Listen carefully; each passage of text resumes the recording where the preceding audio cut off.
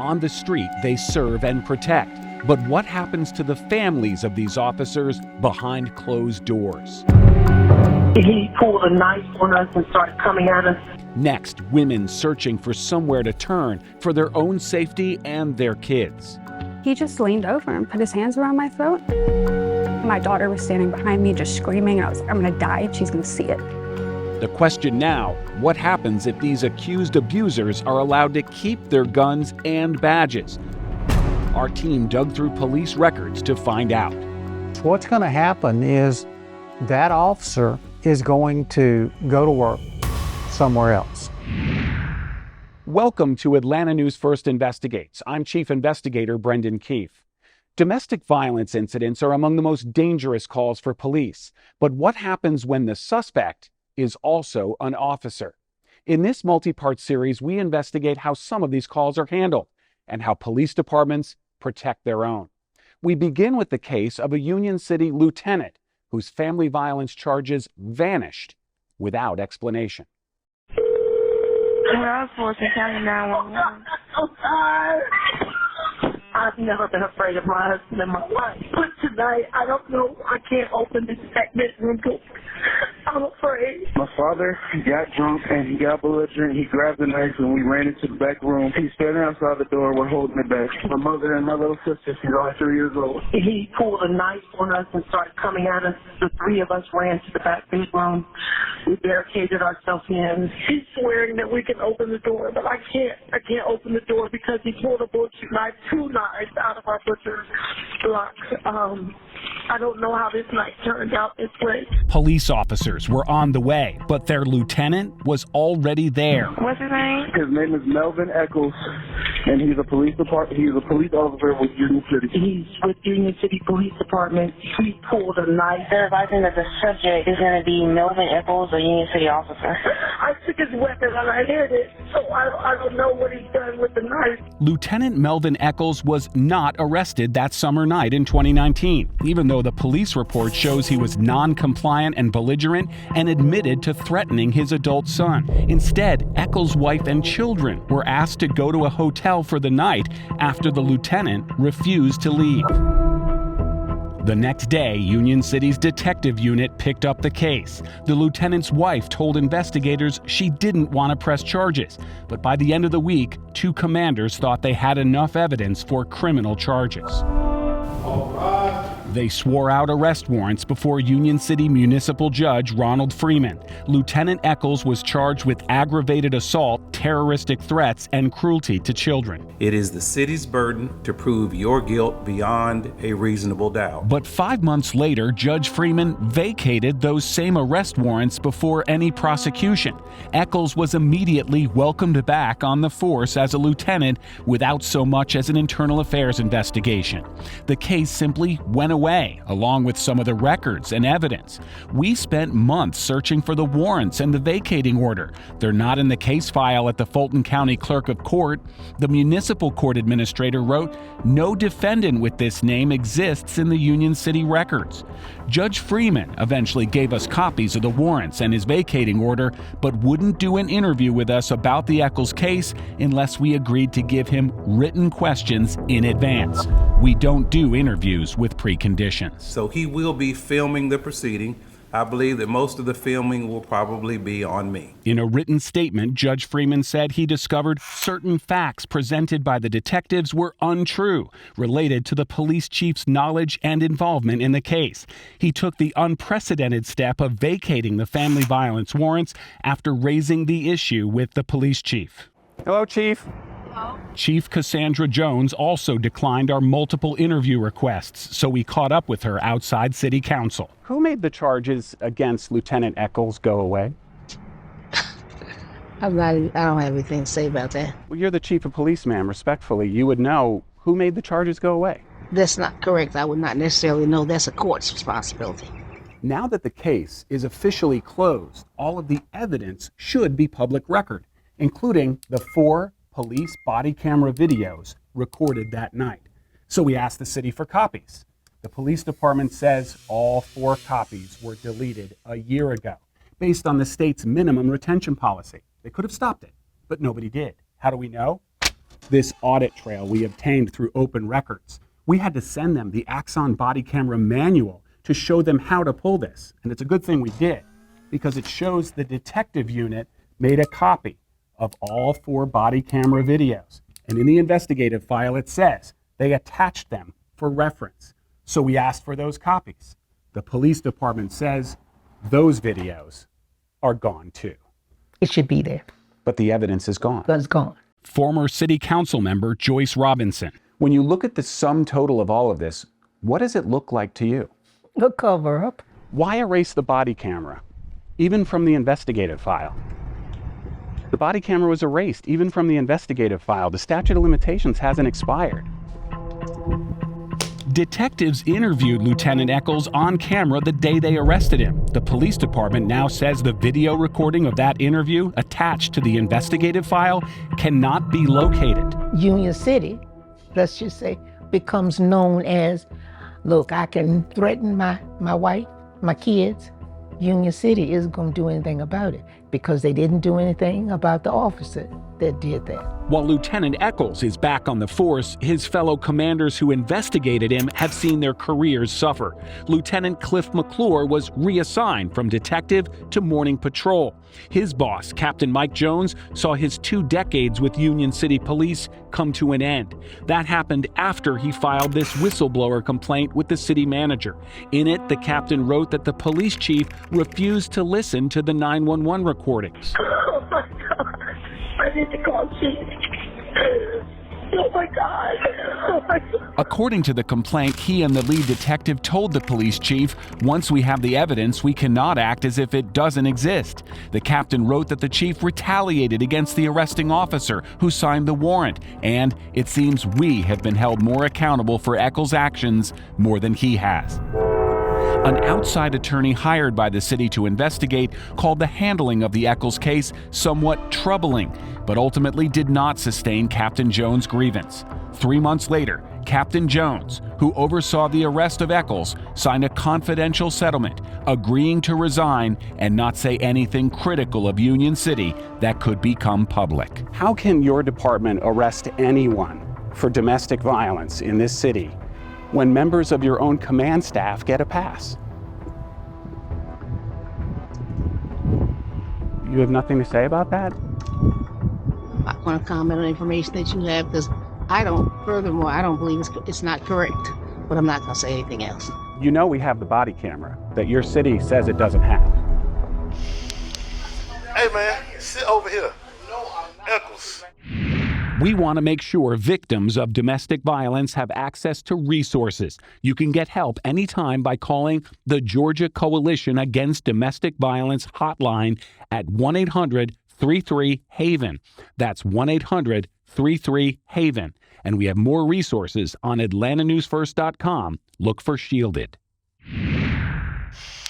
This was no ordinary domestic call for Union City Police. He's swearing that we can open the door, but I can't. I can't open the door because he pulled a butcher knife, 2 knives out of our butcher's block. This is Lieutenant Walker. Do you have Melvin? 2 patrol officers were immediately sent away from the 2019 incident because the suspect outranked them. Do you hear your kid? She's scared as man. They wouldn't let me come to her, man. They made this, they blow this out of nothing, Walker. Lieutenant Barry Walker is the scene commander. Lieutenant Melvin Eccles is the suspect. Where the knife at, man? Did you have a knife? I went towards the knife, yes. That's when Lieutenant Walker turns his body camera away from his fellow lieutenant, and something repeatedly hits the camera more than a dozen times. She's scared, man. He's not going to tell me that, Walker. I got you. Let's go get a hotel room later. No, I'm not getting a hotel room. Man, I'll pay for it, man. Right here, I will pay for it, brother. I don't have the money to pay for it. I said I'll pay for it. I'm not getting no hotel. Come on, I didn't man. do anything wrong. Grabs a knife. Goes into the kitchen, grabs a knife, and I grab the 2 of them. I told her I would him up. Can I get y'all a hotel room for the night? Yes, please. You and y'all fucked up. No. Y'all really did. Now, I got to answer the chief about this stupid that y'all just went through for no motherfucking reason. I can't leave my baby. Yeah. No, I'm good, Carl. No. I'm Carl. I know the law. Now I got this all on video, all that for no reason. Melvin, you dragging this out. No, you dragging it out. Come on, Carl. The responding officers let the suspect get his shotgun and patrol rifle out of the closet himself. You don't understand what's going on. It's gonna happen no matter what. It's gonna be an investigation. They're gonna look into it no matter what. That's done. But as for right now, let's just let them go to the hotel room, man. Get some sleep. I'm f***ed up over this shit, man. And I didn't do nothing, I man. didn't say you did. But when we got here, dog, they was in the room, locked in the room, scared. They locked in the room because they want to be locked in the room. That's fine. They didn't have to be so locked let them be locked in the room and the consequences. Police took the wife and children to a hotel. No, that's Eccles, and this is Walker's. While Lieutenant Eccles was allowed to stay home and out of handcuffs. I did say I'll f*** you up, and then I did walk that way with to go get the knives. Let me tell you how the call came out. They said you was swinging a knife at them. I ain't swinging. I didn't say you did. You know how this worked out. I wasn't here. Now I gotta answer Captain and Chief about this stupid ass shit.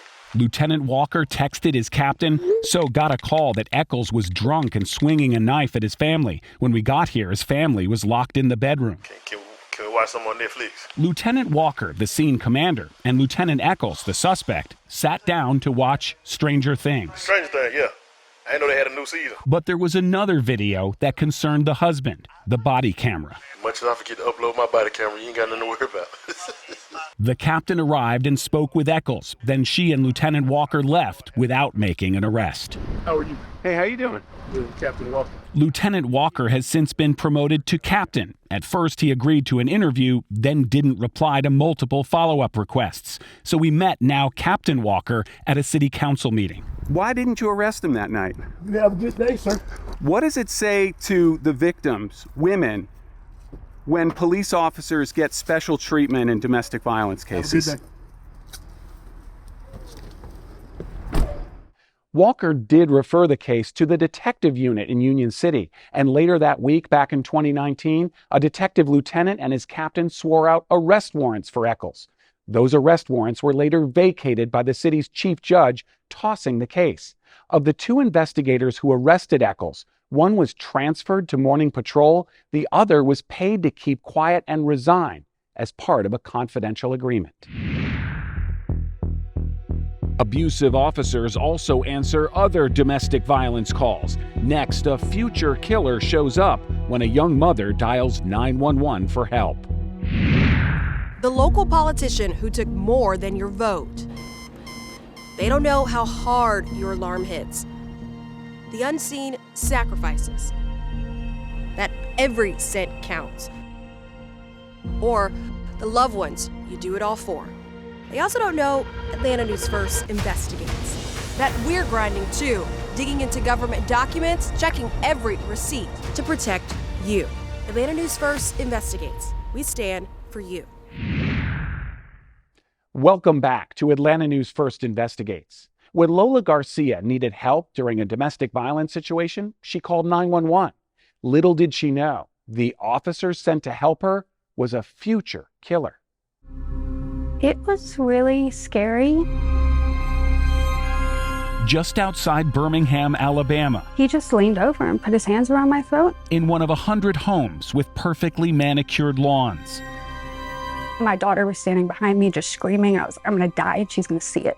A young mother who moved here from Atlanta told police her ex-boyfriend had her life in his hands. Both hands around your neck? Yes, both hands. And he started squeezing? Yes. At a moment where you feel as though your life could be over, the only thing you were worried about was your daughter who was watching. At first, I thought about myself. And then after that split second of like, oh gosh, I'm gonna die, it was my daughter's watching.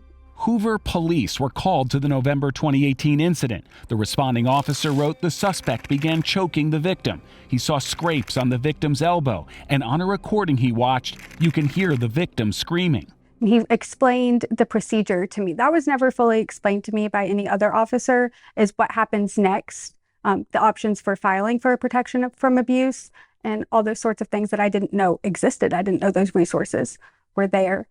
He taught me all of it. You got the feeling this is the first officer who's really going to help me. Yes, sir. So what did he say? Just basically, if you don't leave, he's going to kill you. A few blocks over, just a few months later, that same Hoover police officer was on the scene of another domestic disturbance with his own wife. Who was the officer they sent to your home? Jason McIntosh.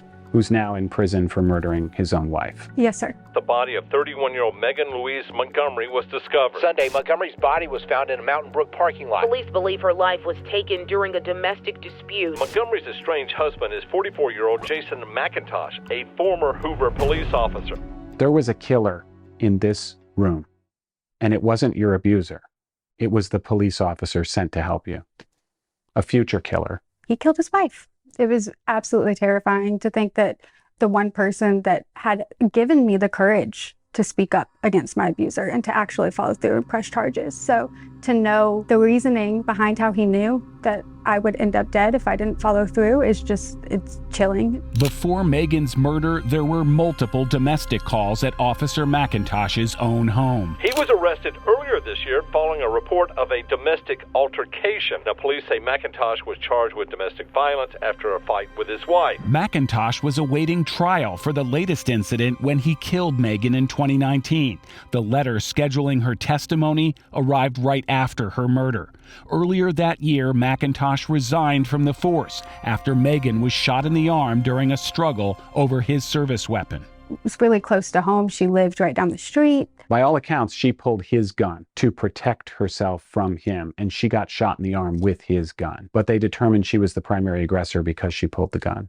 I think that's very common in domestic violence. The woman is labeled as the aggressor because when it finally gets to the point where police are involved, the woman is now hysterical. After Megan Montgomery was shot in the arm with his gun, state investigators gave him that gun back, and that's the gun he used to kill Megan. 31-year-old Megan Montgomery did have a protection from abuse order against her estranged husband. The same man who came to Lola's rescue that night back in late 2018, a police officer who seemed to know all about domestic violence. No, you need to take this seriously. Here are the steps, and if you don't, we might come back here for you being dead.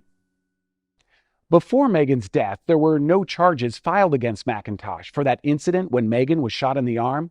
So a state investigator met the former officer in the agency's parking lot and gave him his gun back.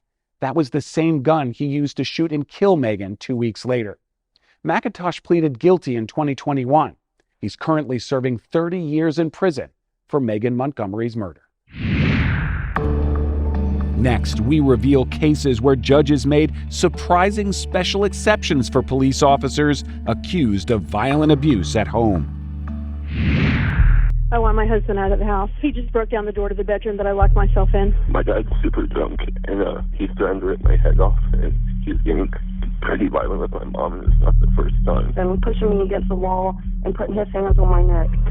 Get out of here! Is he in the room? Yes. These 911 calls have two things in common: ready access to guns. Do you know if the guns are loaded? They all are. He just grabbed one of the guns out of the drawer. And all the callers were families of Georgia police officers. Any weapons in the house? He's a cop, so yes. Are there any weapons in the house? There's plenty. He's a police officer. Domestic violence is a crime in progress. It has a beginning, it has a middle, and it can have a very catastrophic end. Steve Searcy carried a gun for 40 years. As a lieutenant with the Montgomery, Alabama Police Department, he created a policy to treat officers like any other domestic violence suspect. Officers had responded to a fellow officer's home on 3 different occasions and didn't make a report, and they thought they were helping him, and then a few months later, he committed suicide. And if you mix alcohol, firearms, and family violence, you've got a deadly cocktail for a murder.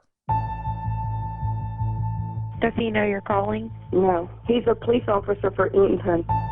2020, Amanda Perrault calls 911 in Putnam County, Georgia. It's my husband. He's putting his hands on me. Who is? My husband. Is he there now? Yeah, he is. He works for Eatonton Police Department. What's his name? Michael Seth Perrault. And apparently he's over there whipping up on her ass. And the chief kind of knows that he could have potential to do that.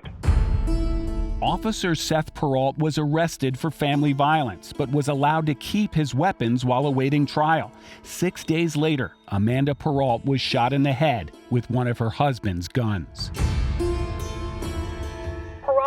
placed on administrative leave without pay, yet he was still allowed to go train at the gun range that Saturday, 2 days before police found his wife dead from a gunshot wound.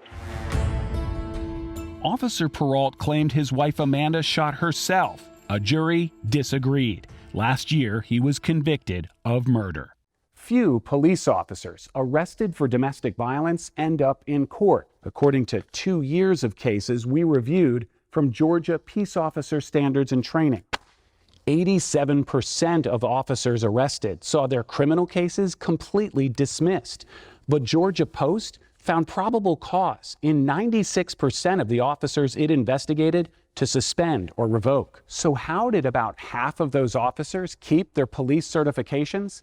Because Georgia Post uses a special kind of probation. The certification agency faces the same problem prosecutors do. Officers' families don't want to testify. He's pulled out a gun one other time. There is a gun in the home? Yes, ma'am. He's a police officer at Roswell. He's a sergeant, and he's hitting my mom right now. Roswell Detective Sergeant Chad Harris was arrested for family violence in 2017. He starts to get really violent. This happens every night. Every night he's off. It happens every night that he's off? His wife told investigators Harris never hit her, but police photographed red marks on her face and neck, and the incident report said she attributed his aggressiveness to being a police officer. Prosecutors asked the court to take the officer's guns while he was out on bail, but the magistrate ruled to restrict the accused access or proximity to weapons would prevent him working as a law enforcement officer. The section restricting dangerous weapons on the standard bond conditions form was crossed out by hand. Do you know if he's got any weapons on him? Not on him, but he hasn't pulled a gun out before. After reviewing that 911 call and the incident report, prosecutors went back to the magistrate, who modified the bond to take his guns. Sergeant Harris resigned from Roswell PD. His wife told prosecutors she wanted the case dismissed, so they dropped all charges except disorderly conduct. He pleaded guilty under Georgia's first offender law, which dismissed the disorderly charges after a probationary period. Cherokee deputies were back at his house in 2021 after his daughter called 911. Okay, what's my dad is drunk, and he's attacking my mom and my brother. You've called before. Okay. Please don't have sirens on. It'll be so much worse. I'm not no bullshit. I wanted you. The former officer was not charged in that incident. Harris did not return our messages, and he is not currently with any police department, but he remains a post-certified officer. And the last line of defense is the Police Officer Standards and Training Commission. If they determined there was an act of domestic violence, should they be revoking these certifications? In my opinion, yes, because what's going to happen is that officer is going to go to work somewhere else. 1 out of 4 officers investigated for domestic violence by Georgia Post kept their jobs. 2 were promoted by their agencies. Out of 37 arrests we reviewed, only 1 officer was convicted on the original charges. The rest can keep their guns under a federal law known as the Lautenberg Amendment. If you've got a conviction, not just an arrest, but a conviction for domestic violence, you can't possess a firearm, and you can't be a police officer anywhere in the United States. Because you have to have a gun to be a police officer. Exactly. Resources for victims of domestic violence. Call the Georgia Coalition Against Domestic Violence hotline at 1-800-33-HAVEN. 1-800-33-HAVEN. Thanks for watching this special presentation from Atlanta News First Investigates. You can find more on this series and other impactful investigations right now on our app or website, atlantanewsfirst.com.